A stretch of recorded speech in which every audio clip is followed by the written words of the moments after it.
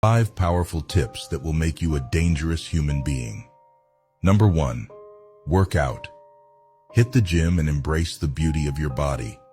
You become sexier than 80% of the population by working out. People who hit the gym aren't shy and don't care what most people think about them. Your self-confidence increases and you become aware of your potential. Number 2. Mean it. Action speaks louder than words. Do exactly what you said you were going to do. People judge you by your actions, not your words. Number 3. Don't give a fuck. You become weak when you care or react to everything said to you. Number 4. Create solutions.